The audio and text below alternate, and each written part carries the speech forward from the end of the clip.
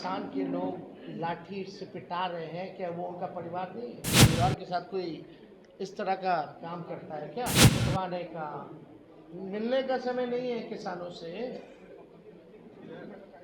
क्यों नहीं मिल रहे भाई? क्या किसान खाली कहने के लिए परिवार है? कथनी अकड़नी में तो अंतर है। पनोरमा ग्रुप, जो सोचता है वो करता है। जो लोग आए हैं जरा सबसे पूछताछ कर ले। रेशमी जी, आपने भी कहा रिजल्ट चौंकाने वाले होंगे, क्या गठबंधन भी चौंकाने वाला होगा? इधर में असंतोष है नहीं है और वो हिंदू नहीं है। हिंदू नहीं है। जब लालू जी ने ये कहा तो उस पर भी नाराज है बीजेपी के नेता। और वो हिंदू आपको एक बात समझना पड़ेगा। सवाल है, हाँ पूछिए। जैसे लालू जी ने बयान दिया हिंदू नहीं है, उनको संतान नहीं है। एक बीजेपी में कैंपेन शुरू हुआ कि मैं मोदी परिवार, फिर हिंदू है कि नहीं उसको लेकर के उन्होंने कुछ वीडियो जारी किया, कहाँ कहाँ उन्होंने पूजा और राम मंदिर। क्या लगता है 2024 में जो ये एजेंडा सेट हुआ उसमें लालू ने ही मदद किया? ये हिंदू, राम मंदिर और परिवार, कोई ये आपकी सोच है। मुद्दा साफ यहाँ खड़ा है। गरीबी, बेरोजगारी, ये क्या है? लालू जी ने एक बात नहीं की, बहुत बातें की, लेकिन एक बात तो सही है कि अभी तक सही से जवाब कहाँ कोई दे पा रहा है। इस पर हम ज़्यादा टिप्पा टिप्पणी नहीं करना चाहते हैं। हम लोग भी सब परंपरा को मानने वाले लोग हैं, हम लोग भी हिंदू हैं, हम लोग भी पूजा पाठ करते हैं, हमारे घर में भी मंदिर है, सुबह शाम वहाँ आरती होती है। तो इस तरह कोई बात धार्मिक को लेकर के एजेंडा नहीं हो सकती। लेकिन हाँ, अगर हमारे भी घर में कोई किसी की मृत्यु होती है तो हम लोग बाल मुड़वाते हैं, हम लोग दाढ़ी छिलवाते हैं, हम लोग अपनी बेटी का मुंडन हम करा के आए, तो हम लोग तो फॉलो करते हैं ना। लालू जी ने तो बस यही पूछा, तुम इतना प्रचार करता है, नफरत फैलाते हैं, उकसाते हैं लोगों को, धार्मिक भेदभाव आप कराते हैं, आपस में राम और रहीम के बंदों को लड़ाते हो, तो आप क्यों नहीं मुड़वाएं? इतना बड़ा आप अगर बात करते हैं तो आप क्यों नहीं मुड़वाएं? यही तो बात थी। बहुत एक कोई समझ नहीं आ रहा। हम तो बोले भाई बातचीत चल रही है, एनडीए से पहले हम लोगों का हो जाएगा और कुंभा जुड़ेगा। लेकिन आप देखिएगा जो लिस्ट भाजपा का निकला, बिहार का तो किसी का नहीं निकला। तेजस्वी जी, कल सुप्रीम कोर्ट ने हाँ, बीजेपी ने बिहार में एक को टिकट बांटा, जरा नामों बताइएगा। सुप्रीम कोर्ट ने फैसला दिया है। अभी उन्होंने एक बयान दिया जिसमें आपको कहा है बच्चे हैं तेजस्वी यादव। अब इसमें क्या है? मेरी खुद की बेटी है, हम पिता भी तो हैं। अब इसमें क्या बोले? 2019 वोट में फॉर नोट वाले चौकीदार मामले में आपका छोड़ने क्या के कहना बाद है? एक कैंपेन शुरू हुआ, मैं भी चौकीदार।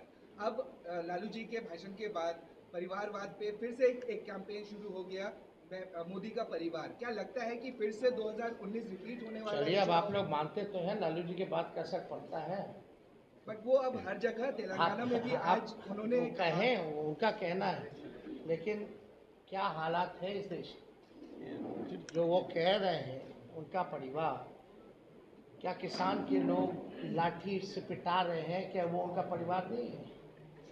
अपने परिवार के साथ कोई इस तरह का काम करता है क्या? पिटवाने का, मिलने का समय नहीं है किसानों से। क्यों नहीं मिल रहे भाई? क्या किसान खाली कहने के लिए परिवार है? कथनी अकड़नी में तो अंतर है। जनसभा में लालू की भीड़ हुई, लेकिन भाजपा कह रही है भीड़ से कुछ नहीं होगा, वोट चाहिए चुनाव में। वोट आप लोग के पास जवाब मिल जाएगा। काहेला हम लोग सबसे बड़ा पार्टी बन के आए, प्री पोल में सबसे बड़ा अलायंस बन करके आए, तो बेईमानी नहीं होता। चंडीगढ़ जैसे तो सरकार बना लिए थे हम लोग तो 20 में।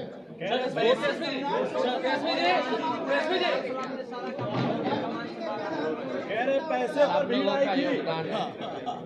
जो लोग कुछ भी कहते हैं वो अपना भी करके देखो। सर, सुप्रीम कोर्ट ने कहा वोट फॉर नोट का मामला, सुप्रीम कोर्ट ने वोट फॉर नोट का मामला सुप्रीम कोर्ट ने कहा है क्या जो 4 विधायक हैं उस पर कार्रवाई होगी, क्योंकि सुप्रीम कोर्ट ने कहा कि वोट फॉर नोट के मामले में पार्टी कार्रवाई कर सकती है। नहीं, इसमें हम लोगों ने लिखित में हमारे सचेतक ने और हमने खुद भी स्पीकर महोदय को हमने लिख करके दिया है। तो निर्णय, क्योंकि कानून तो है और इसमें एविडेंस भी है, और एविडेंस आप सब लोगों ने देखा ही था। कोई भी उधर का इधर आके नहीं बैठा, जो कुछ लोग थे इधर के ही उधर जा करके बैठे हैं। ये तो सबसे बड़ा एविडेंस है। और परंपरा के हिसाब से वोटिंग के टाइम में जिसको जहां सीट अलॉट होता है उसको वहीं बैठना पड़ता है। तो इतना बड़ा सबूत है, तो हम तो लिख करके दिए हैं, कार्रवाई तो होनी चाहिए। अब अगर कुछ निर्णय नहीं ले पाते हैं स्पीकर महोदय, तो हमारे पास रास्ता खुला हुआ है। सुप्रीम कोर्ट ने अब खुद कह दिया तो स्पेसिफिकली हम लोग जा करके फिर लाएंगे। अब तो कम से कम स्पीकर साहब को निर्णय ले लेना चाहिए। रैली में जो भीड़ आया है उसको लेकर भाजपा कह रही है कि पैसे पर बुलाया गया है, जो कि भाजपा का ये कहना है। ठीक है, उनकी मर्जी। एक बार फिर सब जितना लाखों लोग आए ना, सबके यहाँ ईडी सीबीआई भेज दे, बता देगा लोग।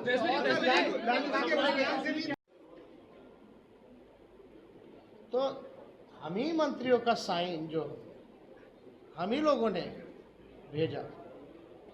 खैर ये बातें अलग हैं, लेकिन हम लोग पूरी मजबूती के साथ आने वाले चुनाव में हम लोग लड़ेंगे और बिहार से हम लोग चौंकाने वाला रिजल्ट हम लोग देंगे। तो इसीलिए आप सब लोगों को हम आज बुलाएं, ताकि आपके माध्यम से हम लोग बिहार की जनता को धन्यवाद दें। चाहे कोई वर्ग के हो, कोई जाति के हो, कोई धर्म के हो, सभी लोगों का पार्टिसिपेशन इस रैली में रहा। तो इसलिए आप सब लोगों को भी यहाँ धन्यवाद देते हैं। अब कोई सवाल होगा तो आप लोग बेशक पूछ सकते हैं। एक सवाल है, आप कहते हैं कि आप कलम बांटने का काम करते हैं और भाजपा वाले तलवार बांटने का काम करते हैं, लेकिन इंडिया ब्लॉक के एक नेता हैं ए राजा, उन्होंने कहा है कि भारत एक देश नहीं है, और अगर ये एक देश है तो एक भाषा और एक परंपरा ये होनी चाहिए। और उन्होंने आगे बढ़ने के बाद ये भी कहा कि रामायण में वो भरोसा नहीं रखते हैं और राम सही नहीं है। ये उनका व्यक्तिगत बयान है, ये हम लोगों का। अच्छा, नरेंद्र मोदी का परिवार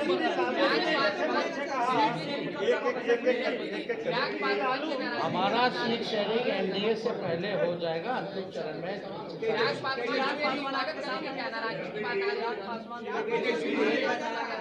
इसमें हमको क्या करना, हमको तो कहीं जाना है नहीं, हम तो जहाँ है वही है। जिनको आना होगा वो ना बताएंगे, वो तब की बात है। ब्रिजभूषण शरण सिंह ने कहा है कि मैं भी मोदी का परिवार हूँ। ब्रिजभूषण शरण सिंह, जिसने महिलाओं का शोषण का आरोप है, उन्होंने भी कहा कि मैं भी मोदी का परिवार हूँ। अब देखिए, अब इस पे ज़्यादा कुछ तो हम नहीं कहेंगे, लेकिन हम इतना ज़रूर कहेंगे, 80 करोड़ गरीबी से करते हैं हाहाकार, 100 करोड़ बेरोजगार, 120 करोड़ महंगाई से लाचार, दुखी सब परिवार फिर भी कहते हैं उनका परिवार। दोबारा हम पढ़ देते हैं, 80 करोड़ गरीबी से करते हाहाकार, 100 करोड़ बेरोजगार, 120 करोड़ महंगाई से लाचार, दुखी सब परिवार फिर भी कहते हैं उनका परिवार। मतलब मुद्दे की बात होनी चाहिए। पिछली बार चौकीदार हो गए थे, अब जो है परिवार हो गए हैं। ये इससे नहीं, आपको बताना होगा कि आपने कितने रोजगार, आपने कितने कारखाने दिए, आपने महंगाई कम किया कि नहीं किया, आपने पलायन रोका कि नहीं रोका, आपने क्या इंडस्ट्री निवेश बिहार के लिए क्या लाया। आपको इस मुद्दों पर जो है कितनी गरीबी आपने हटाने का काम किया, आपको इन मुद्दों पर जो है लोगों को बात करनी चाहिए।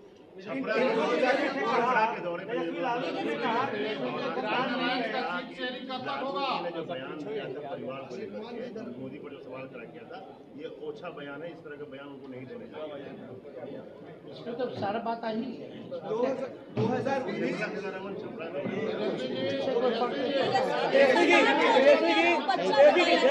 रैली के मंच पे रोहिणी आचार्य भी दिखी। क्या आने वाले लोकसभा चुनाव में वो भी उनको भी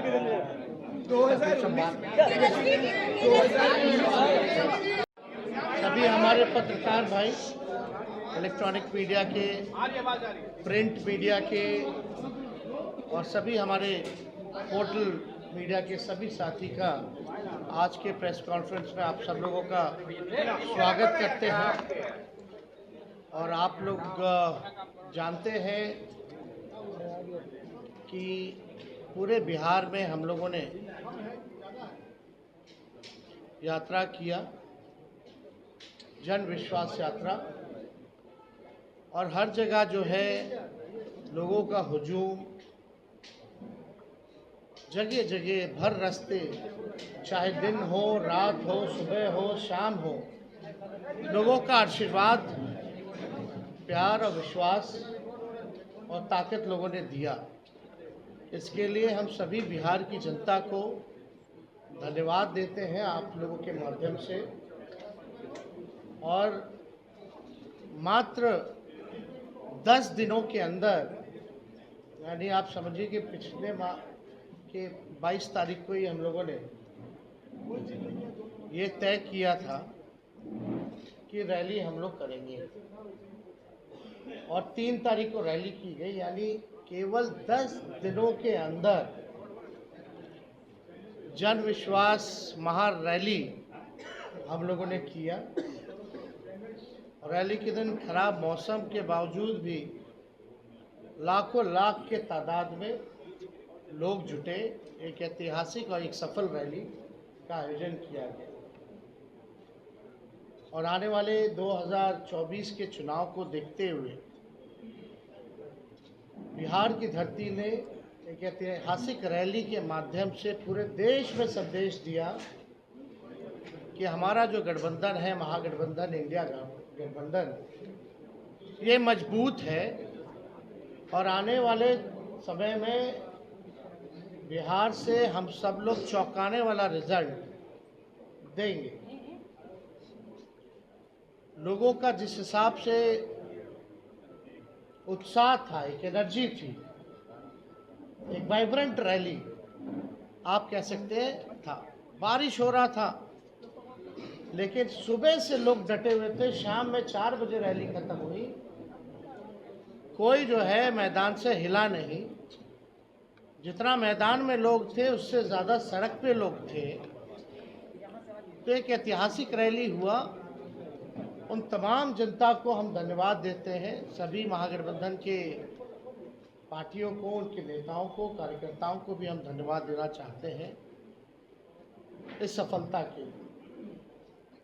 और आने वाला जो चुनाव होगा, साफ तौर पे जो हम लोगों ने लकीर खींची है, हम लोगों ने जिस हिसाब से 5 लाख नौकरियां, बहालियां निकाली है, नियुक्ति पत्र लाखों में बांटने का काम किया मात्र 17 महीनों में, आरक्षण की सीमा बढ़ाई गई, नियोजित शिक्षकों को राजकीय कर्मी का दर्जा देने का निर्णय हम लोगों ने कैबिनेट से लिया।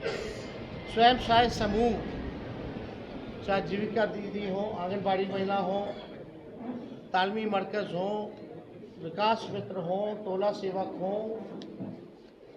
आशा दीदी हो, ममता दी हो, सभी लोगों के मानदेय को बढ़ाने का निर्णय इन 17 महीनों में हम लोगों ने किया। इसके साथ साथ स्पोर्ट्स पॉलिसी के साथ साथ, आईटी पॉलिसी के साथ साथ टूरिज्म पॉलिसी भी इस 17 महीने में हम लोगों ने लाया। जो खिलाड़ी स्पोर्ट्स पॉलिसी के तहत हम लोगों का था कि भाई जो खिलाड़ी मेडल लाएंगे, बिहार का, देश का नाम रोशन करेंगे, उनको भी हम लोगों ने नौकरियां दी। और हाईएस्ट लेवल है उस मामले में डीएसपी के लेवल तक का नौकरी जो है लोगों को मिलेगा, जैसा वो मेडल लाएंगे। तो खेल के साथ साथ जो पढ़ने वाले लोग हैं, हम लोगों ने नौकरियां देने का काम किया। हम लोगों ने 17 महीने में लोगों के हाथ में कलम दिया, और वहीं बीजेपी के लोग केवल नफरत बांटने का काम कर रहे हैं, तलवार बांटने का काम कर रहे हैं। अभी भी बड़ा सवाल उठता है कि भाई कैबिनेट का विस्तार क्यों नहीं हो रहा? आखिर क्या वजह है इतने डेढ़ महीना होने जा रहा है और अब तक जो है विस्तार नहीं हुआ, ना ही कोई होने की कोई सूचना किसी को है, तो आखिर मामला क्या है? खैर ये सरकार में बैठे लोग जवाब देंगे, इस पे ज़्यादा हमको टिप्पा टिप्पणी नहीं करना है। लेकिन सवाल उठता है कि ये सरकार बनी है केवल हम लोगों को गाली देने की। कोई भी एक निर्णय जो है ये सरकार ले नहीं पा रही। जिस हिसाब से हम लोगों ने 17 महीने में निर्णय लिया, ऐतिहासिक निर्णय लिया, जाति आधारित गणना कराया, आरक्षण के सीमाएं जिस हिसाब से बढ़ाई, नौकरियों की बात करते थे, देर रात बजे जाकर के अस्पताल में हम लोग छापा मारते थे, तो कहीं भी जो मौजूदा सरकार में लोग जो बैठे हैं उनका इंटरेस्ट जो है केवल लालू जी और उनके परिवार को गाली देने में ही है। 1-1.5 महीना से कोई काम नहीं हो रहा और जो बजट भी आया वो बजट में हम ही मंत्री लोगों का साइन, जो केवल भाजपा के वित्त मंत्री जो हैं वो पढ़े, वो हम ही लोगों का काम का गुणगान जो है वो लोग कर रहे थे। ये बजट में देखें तो कैबिनेट में सबसे ज्यादा मंत्री राष्ट्रीय जनता दल के कोटे के थे। पनोरमा ग्रुप, जो सोचता है वो करता है। अगर ये वीडियो पसंद आई और वह बिहार के राजनीति और बिहारियत से सरोकार रखेनी तो सब्सक्राइब बटन दबा के चैनल के सब्सक्राइब कर ली। ओजे एगो घंटी बा, ओकरा बटन दबा देला से कुल सटीक और मारक खबर रुआ मुफ्त में मिल जाई। अगर रुआ पत्रकारिता के हमनी के नया प्रयोग में सहयोग कर चाहतानी तो ज्वाइन बटन दबा दी। पेटीएम नंबर नोट कर ली 9386816700। धन्यवाद।